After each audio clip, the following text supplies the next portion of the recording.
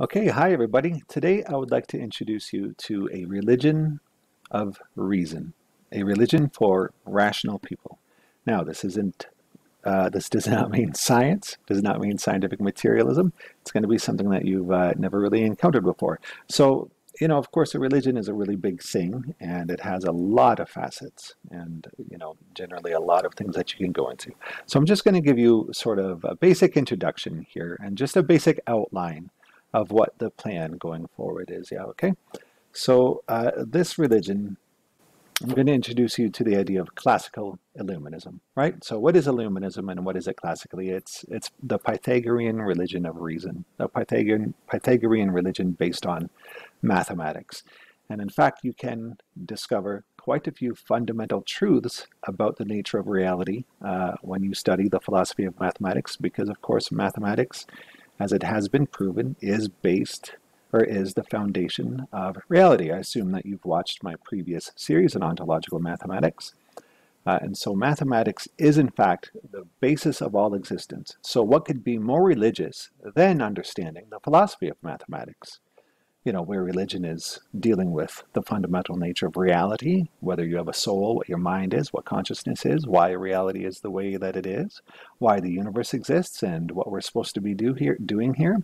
So if mathematics is the basis of all these things, and it is, then shouldn't the most religious thing, in fact, be to understand mathematics at that sort of philosophical, religious, spiritual level? Yeah? Okay. So I'll shrink myself again. So classical Illuminism, the Pythagorean religion of reason. So first thing, let's cover who can join. Okay. So Pythagorean Illuminism is for humanity's exemplars of reason. Now, typically the personality type, I should have wrote this down here, so you could see it. The personality type it's most going to appeal to is the INTJ personality type. Intuitive, introverted, yeah, introverted, intuitive, thinking, judging. Personality type on the Myers-Briggs scale, right? So that's mainly going to be who would want to join and who would feel home here. And we certainly do want to make a home for people. Generally, these are the people with high IQ. So these are people that are going to have an IQ probably 130 or more, generally. And you're generally an independent thinker, not that you're, all about being totally independent and just want to think independent things. You're an independent thinker naturally because the world has made you this way, sort of, with your high intelligence. What is that? You've seen through it a lot of the BS of the planet, and so you're an independent thinker in the sense that you've saw through a lot of the BS of the planet. And what you're actually waiting for and ready for is something to make sense of it all, and we can actually do that now. Of course, I'm assuming that you have some familiarity with ontological mathematics and Mike Hockney and the God series books and all of the associated authors. If not, we have a lot of religious sort of text, but it's not religious text like you would think of traditionally in terms of, you have to be a worshiper and you have to be a servant and all these sort of things. It's religious in the true sense of the term, in the true sense of what is spiritual, which is what I was just discussing a few minutes ago. What is the true thing that is religious and spiritual? Well, it's comprehending God, isn't it? Right? And we can do that through ontological mathematics, comprehending that God is actually this system of mathematics that we are ourselves making up and part of as a node of this existence, right? Existence does not reduce to such a simple of thing as, master and slave, worshiper and the worshipee, things like that. Yeah, so people who have read and are fans of Mike Hockney and related authors who wish to support it, people who accept ontological mathematics and the principle of sufficient reason, right? Okay, so Pythagorean Illuminism, this religion of reason, is not open to all. As I said, it's mostly only for INTJ personality types and who would, aspire to that sort of personality type or recognize the value of it. So it is not all accepting, and it is certainly not all tolerant. And neither do we assume that it is for everybody or should be made so for everybody. And that we don't feel like we should, go out and proselytize and force everybody to want to be the way we are. Not at all. Why would you do that to people? Let's be with each other. Isn't that Wouldn't that make a much happier state of mind for us? Yes, it would indeed. Yes. So what are we called? Well, we can call ourselves Illuminists, Pythagoreans, Illuminati, ontological mathematicians. Obviously, that word Illuminists, I mean, God, I just did a Facebook search and it's just so absurd, the amount of stuff that comes up. And it's all just so ridiculous and disheartening. And then it almost put me off making this video at all and just abandoning this. It's all just so absurd. In any case, we would be the actual true classical Illuminists. What it's all actually founded on, it's actually founded on Pythagoras, on the Pythagorean religion of mathematics and of reason. Yes. So, I mean, these names could change in the future, but for now, the leaders of our religion are called mathematikoi, and these are people who have demonstrated some sort of practical proficiency in the understanding of ontological mathematics. Followers, and that's very few people indeed, followers are called acousmatikoi, and those are lay and expert people on theory. And we're going to have to do something else about one other group of people. And this is the only thing I can think of doing with them for now. So we're going to have quote-unquote patron saints. And the patron saints are going to have to be the anonymous authors of all of the books, and of course the historical philosopher founders. Okay, so what is our symbol? Well, our symbol should be simple so that children and people can, doodle it, draw it on paper and margins, or you can draw it in the sand, or if you're at the beach or whatever. It should contain hidden meanings for those who understand it. That would be good too. It's simple, anyone can draw it, but it contains a lot of meaning. It contains obvious meaning and contains other not so obvious meaning, right? So what's the best symbol for that? Can you think of it? What is a symbol? What would be the symbol? What did I spend a lot of time on in my previous videos on ontological mathematics? I spent a lot of time on this concept of the monad, or the circling, right? So that is the symbol of our religion, okay? So represents a lot of things, just basically. It can represent Apollo's round shield with a boss in the middle, right? So Apollo is the god of reason, right? So Apollo is obviously one of our main, sort of patron gods, so to speak, right? The god of reason, Apollo. It's also the symbol of the sun. We use that in astronomy and astrophysics for the symbol of the sun. It's also used in astrology for the symbol of the sun. The sun, incidentally, has an associated number, which is an interesting number, and that same number comes up actually in the biosphere. In the wave number of carbon dioxide is actually connected to this number. Really interestingly, amazing, one of those interesting coincidences that the sun has always been thought of having this number, but then carbon dioxide has this number as well, and the sun and carbon dioxide are both the creators of life, and they both share this number. It's really neat. I won't say the number. You must know what it is. Of course, as we've discussed, it's the symbol of base existence. It's base energy, base thought. It's Euler's formula. It is the symbol of immortality and indestructibility because it's the monad, the self-existent energy, which has never been created and can therefore never be destroyed. So it is infinitely powerful in a sense, right? It's infinitely immortal, infinitely indestructible. It's infinite power in a sense, yeah? It's a really powerful symbol. Having a little bit of fun here for Dionysus, but in an Apollonian way, which is maybe a little boring. It's a symbol of sex, therefore representing life, striving, and merit. If you don't see how it's a symbol of sex, just imagine that little point expanding to fill the volume here. Or perhaps she should really work on that diameter. That's a bit ood. Don't know what she's been doing.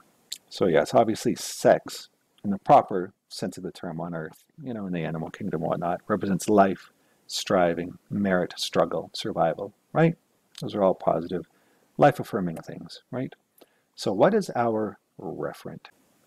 So we are guided by two referents, one for the mental domain and one for the material domain. So the mental domain referent, you would all know this by now, the principle of sufficient reason. And we really appreciate Pythagoras' motto, number is all. Ontological mathematics, right? So ontological mathematics is our referent for abstract thinking, for what we would do all sort of science and mathematical research and scientific research in the future. I read a really great quote the other day with someone who said, I forget what he all said, but the most important part I took away was he made the point that science, modern science, has no referent, and therefore it's totally incoherent. And I thought, wow, that is, what a brilliant summary. That, and this person, it was just randomly somewhere. He's not an ontological mathematician or anything, or a philosopher, but he just made the point that science has no referent and therefore it's totally incoherent. And it is, right? I mean, look at what it's doing with climate science, for example, vilifying the life-creating molecule carbon dioxide as some sort of pollutant, saying that boys can be girls now, and et cetera, all this stuff. Science is totally, look at the interpretations of quantum mechanics and whatnot. Science is just totally incoherent with respect to itself. Totally incoherent. On the other hand, we are going to have a referent. We are going to have the ultimate referent. That referent being the principle of sufficient reason, which is reason itself, right? Ontological mathematics. That's our referent. That is our base. That is what provides our mental and spiritual grounding in all things. Yes? On the other hand, there's one other domain that we live in, however, the empirical domain, the material domain. So what is our referent in the material domain? Our referent in the material domain is Gaia and her order of life. And so what does Gaia tell us? What is the order of life on this planet that we live on? Tell us. Now, I'm not saying, we got to reduce to the law of the jungle. No. Obviously, we're going to sublimate the horrific things, right? But Gaia, nevertheless, does provide us a direction and tell us which way to go and how we should structure our thought and existence and our behavior, right? And so what is that? Merit, fitness, performance, good form, power, supremacy, high intelligence, achievement, right? This is what Gaia demands. This is what all of Gaia's females all over the whole planet demand. There's no female form on this planet that accepts the degenerate, the weak, right? Even herbivores compete and fight each other and sometimes kill each other. The male herbivores, certainly the carnivores we're aware do that. Wolves, for example, will fight for supremacy alpha position so that they can mate and have the family. Well, herbivores do the same thing, obviously. They fight and mate, and the females select the most powerful, right? And the most fit and the strongest to reproduce with. So we let Gaia be our guide in the material domain, and that will structure what kind of society we want to live in and promote within and amongst each other. Yeah. So can you join? So for example, if you are thinking of joining, but you have the question, I am an XYZ, whatever it is, that you identify with, right? Or as. Is your religion open to people like me? Now, I'm sure this is a very important question to some of you. Yes? So I am an XYZ. Is a religion open to people like me? Because, don't you want to be accepted? Don't you want to be accepted and to feel good and to feel like people like you and whatnot? Well, here's the answer. Probably not. In fact, the answer is probably just no. Okay? No, you can't fucking join. All right? The very question indicates that you wish to impose your identity over the religion. And you want to have the religion serve you in justifying your, and let's face it in today's day and age, your probable mental health problem. Okay? So go to a psychiatrist, go do whatever you need to do, start working out, exercising, eating raw fruits and vegetables and healthy, red meat, cooked rare, right? And fucking get your shit together. Okay? We're not here to fucking justify your mental health problem, whatever degeneracy it is that you value as the point in your particular life, right? If you need acceptance for whatever your problem is, go to a Christian church. They usually accept anybody. They don't care. And they can be a lot of fun. I'm not disparaging Christian churches. They can be really nice. People are nice, accepting. They'll bring you food, have picnics, crap, all sorts of stuff like that. It's a really fun time. Can be quite nice. You don't have to hate it. Yeah, the reason why you hate it is because maybe sometimes they expect a standard out of you, right? That's why you hate it. Yeah, well, we expect a standard as well. We in fact expect a much, much, much higher standard, right? Way higher standard, right? So no, you're probably not going to be able to fit in with our group if you have some freaking problem that you want us to accept, okay? So fuck off. Okay, so we welcome working class families and normal, healthy people doing, mostly normal things, but who have intellectually and spiritually exceeded the normality of the currently prevailing culture, right? So you've seen through the bullshit of modern science, you've seen through the bullshit of most modern, basically all modern religions, you've seen through the bullshit of our political systems and our education systems and our healthcare systems, and you basically have become aware that it's all bullshit. And there needs to be a new sort of referent. You need a new referent in your life. So we can provide a new referent in your life that's based on it's going to make your life, well, I mean, I can't say that it's going to make your life wonderful right away, but it is at least going to provide you a referent. That in itself can be such a help in life, right? Just having a referent that you can trust, right? A referent that you can really trust. We can give you something that you can certainly trust fully and infinitely, right? Through ontological mathematics, the principle of sufficient reason, the knowledge of the immortality of your soul and of your mind, and what's true. We can certainly tell you, like for example, with the climate change stuff, we can certainly tell you what's true and not true. With that, we can tell you what's gone wrong with our politics, why everything seems to not be working. You know, we can tell you who's behind it all and what our planet is facing and what the threat actually is. All that sort of stuff. We have those answers now. Yeah. Okay, so vision for our future. So, I mean, some of this is kind of long term, maybe some is pie in the sky, but this is what I would envision, yeah? So, many tasks with varying scales of immediacy. So, for example, to live together in a community like Castalia from the Gilgas bead game, where you had all these wonderful, intelligent people living together with a very high culture, right, with a capital city. So, you have a sort of campus in the middle, maybe for learning, for studies, a citadel kind of thing. You would be self-sufficient. You know, we wouldn't want to depend on slaves or, you know, much outside trade. Be as self-sufficient as possible. Yeah. Have a shared culture, shared land area. You know, eventually we would have a sort of planetary scale society, you know, like Star Wars, Star Trek, certainly with ontological mathematics developed. Technologically, we're going to have fantastic new technologies, which certainly we're not going to want to share with a lot of people for the potential for abuse that they could cause. So in any case, we want a very high culture, very high standards, right? One thing that's important to do is we need to condense and summarize ontological mathematics. And for example, the God series books, each book of the God series book should be condensed into some sort of pamphlet. You know, and I've kind of done that. I've done that with a few of the really main topics, you know, Gödel's incompleteness theorems, the meaning of Plato's cave, Zeno's paradox, what does it mean? So I've done that in my videos and in my books.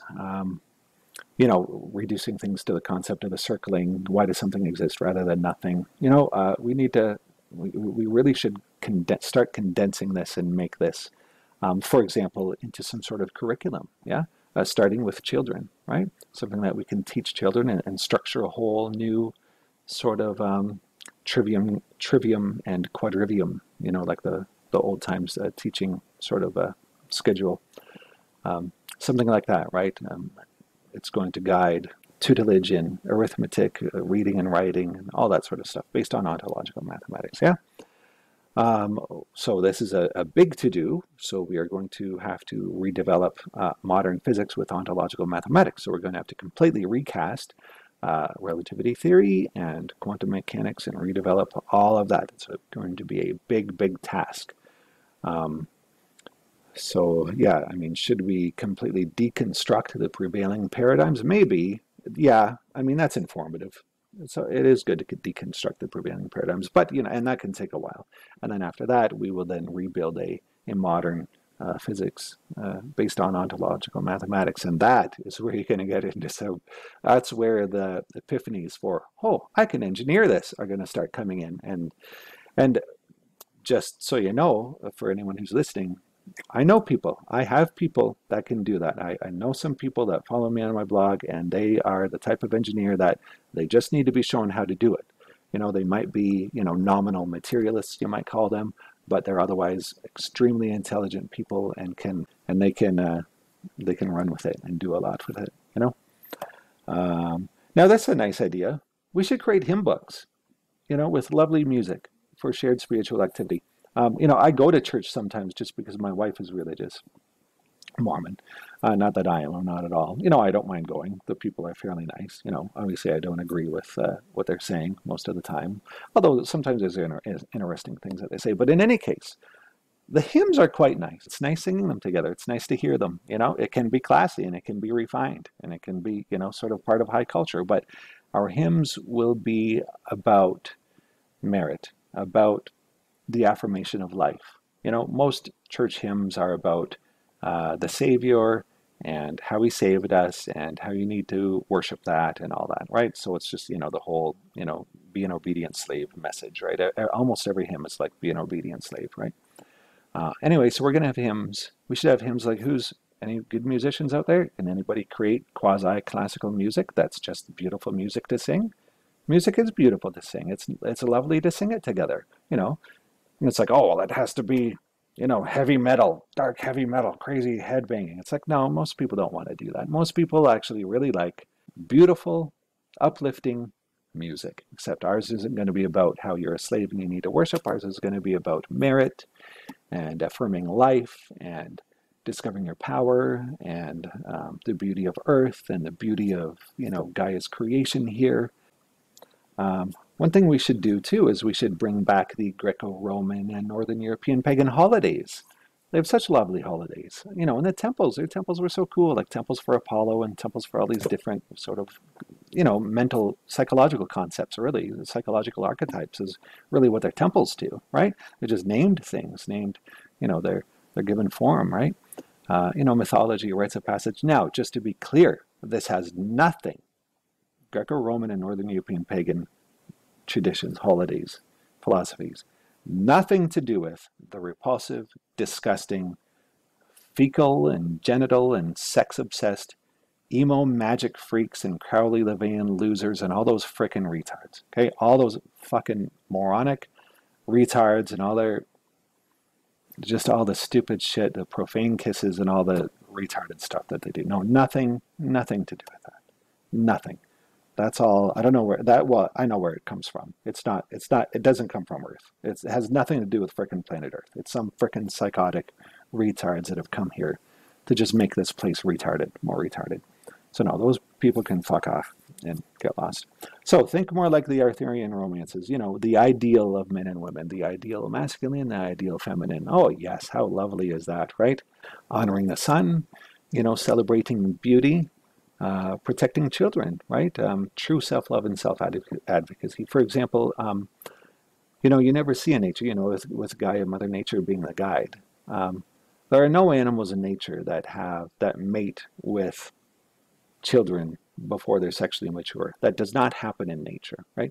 It doesn't happen in nature where parents would endanger their children or teach their children concepts or modes of behavior activities which would endanger them in the future and make them weak and less meritorious, right?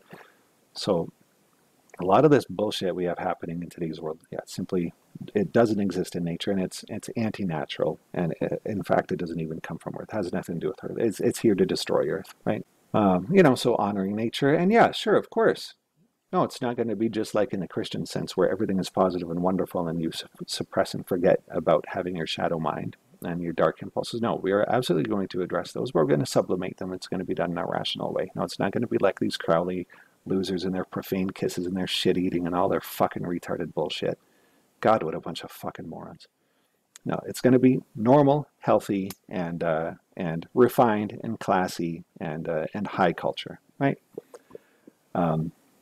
Now, just on the point of that, it's kind of funny to note, actually, it's like, well, are you pagan or so you're not monotheist? Well, in fact, ontological mathematics is the ultimate monotheism, so to speak, right? It's the ultimate system of one thing, right? The one thing being, the singularity in ontological mathematics, which of course then, though, has, a dual aspect, the empirical, material aspect, right? In which that one is expressed everywhere. So in Christianity, typically you have the idea of, the pagan gods, there being a god of the air. Ooh, that's so evil. No, there's no god of the air. It's just the big god. It's like, no, there can be a god of the air. Why not fucking have there be a god of the air? God would be in all things. Why not? A part of God is the air, governing the movement of the air, something like, what I mean? Just speaking in general terms, right? So there's nothing at all wrong with the idea of spiritual forces that govern operations and cycles in the world, right? No problem. So this is a fun one. So we got things for people to do here, right? People can be musicians. Come up with some great music for us, right? Come up with some wonderful, great music to unite us all together, right? So the Greek tragedy, the plays, who's a scriptwriter, right?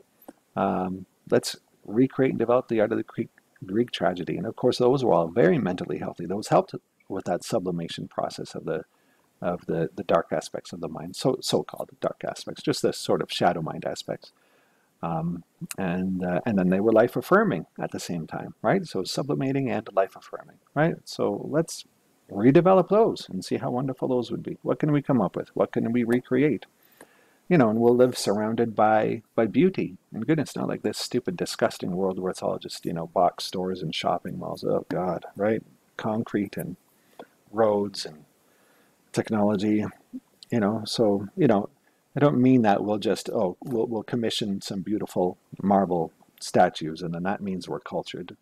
I mean, that wouldn't obviously do it. Like, obviously, these things would be born out of the wonderful culture that we're going to create, right? We would have the type of highly cultured people that would then want to put the beauty of the male form, the beauty of the female form. And I mean, the real form, the real beautiful, not this disgusting wokeism, fat positivity bullshit, right? No, the real beautiful form of, the fit, sort of Spartan soldier, for example, with a magnificent body, and then same with the beautiful feminine body with her beautiful curves and just, invitation to joy, right? Like, yeah, so beautiful statues, right? Aspiring architecture, and beautiful land and soil would be all around our area too, right? For wildlife and for plants. We would want a lot of wild area, but we wouldn't just let it be completely wild. We would apply that that that that perfect Dutch and German sort of touch to land to make it just wonderful looking. Just the Dutch and German are so good at that. It just tweaking that land a little. Of course, they can go completely and just completely make that land completely productive and, high intensity farming, but they're also capable of just making land just beautiful and making it productive for the wildlife itself, making it beautiful and productive for the wildlife itself, which of course then we can benefit from, because then if there's good game for hunting and eating and good plants for foraging and eating, wild berries, comes to mind, things like that. So we could just make the land, just so beautiful. It would just be Gaia's nature perfected, right? Okay, what else? So we'll have to organize a whole way of life, basically a culture for our people, like Lycurgus of Sparta did when he created the whole Spartan system for life, their militaristic system of life. Except we're going to have to include everything, right? So studies obviously is important. That means academia, training, our whole education system, fitness and health. Food, the eating of it and production of it, what's the best foods to eat, healthy soil to get all those good micronutrients into the food that we eat to go into our bodies to make us big and strong and healthy. Families, how are we going to handle families and raise families and children and reproduction? And yes, we are going to guide reproduction. Gaia is our guide. Gaia guides reproduction. How does she do it? Well, the females choose. After the men fight it out. It's like, oh, you're going to return to the jungle. Okay. Well, anyone saying that is a freaking retard anyway. So, even if we had to, would that be that bad? No, I would do it. But anyway, we can sublimate. We will obviously sublimate it all and have it all in a healthy, normal process, which we can have a wonderful, happy, and developing and becoming civilization on, right? Within. Wonderful. Okay, so where are we? So I just made a Facebook group called Classical Illuminism. Now, that being said, I hate social media and I don't want to be sucked into it as some major feature of my life. So I made the group. I'm not sure I'll log back in sometime, but go ahead and try and request membership, and maybe in a week or two I'll let you through. Okay. So Classical Illuminism on Facebook. On my blog, climateofsophistry.com, I do pay more attention there, so feel free to just start commenting about things there if you like. It's kind of nice because, there's my YouTube channel too, Ontological Mathematics, and my YouTube Climate of Sophistry channel. On Climate of Sophistry on the blog itself, there's no YouTube comment moderating because YouTube does, heavily moderate and filter their comments, I find. However, I do, monitor and get rid of idiots. Here's a concept. Maybe we just have to do the whole Noah's Ark thing and try this out on a whole new planet, because this planet might be beyond saving at this point, given what's happened to it and who's infiltrated it and destroyed it, basically. You know, so we have, I mean, I'm an astronomer. I can tell you there's trillions upon trillions of planets being formed out there in space. We can certainly move to one if we have to via some means. I would think that that's possible. I mean, that sounds pretty out there, what I'm saying. I can imagine. But anyway, you know, we do the Noah's Ark thing and just sort of help move Gaia somewhere else, and we would try this somewhere else. Okay, so that's the concept. That's the idea. Uh, Let me know what you think.